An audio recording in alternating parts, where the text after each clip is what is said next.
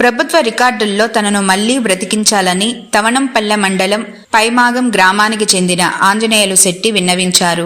కలెక్టరేట్లో సోమవారం జరిగిన గ్రీవెన్స్లో కలెక్టర్కి వినతి పత్రం అందజేశారు. అనారోగ్యంతో 2019లో తాను ఇంటి నుంచి వెళ్లిపోయానని, 4 ఏళ్లు కడపలో ఓ ఆశ్రమంలో నాకు చికిత్స చేశారని పేర్కొన్నారు. అయితే 2020 తన పోలికలతో ఉన్న ఓ వ్యక్తి మరణించగా ఆయన్ని తీసుకొచ్చి కుటుంబ సభ్యులు అంత్యక్రియలు జరిపించేశారు. తాను చనిపోయినట్లుగా మరణ ధృవీకరణ పత్రమూ ఇచ్చారు. 2023 ఏప్రిల్లో తాను తిరిగి ఇంటికి వచ్చాను. తాను చనిపోయానని ఊర్లో అనుకుంటున్నారు. అధికారులు దయ ఉంచి తనను మళ్లీ బతికించాలని వేడున్నారు ఆంజనేయులు శెట్టి. మండలం చిత్తూరు జిల్లా. నేను 4 సంవత్సరాల ముందు మతి స్థిమితం లేక వెళ్ళిపోయాను. తిరిగి 2023కు వచ్చాను.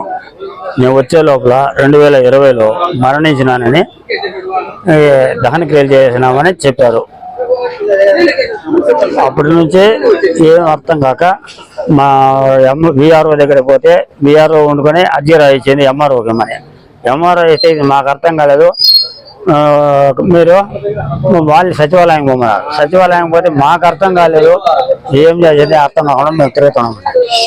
అది చెప్పేసింది. మళ్ళీ ఇప్పుడు కలెక్టర్ గారికి అర్జీ ఇచ్చాము. కలెక్టర్ గారు చూసి పరిష్కారం చేస్తామన్నారు.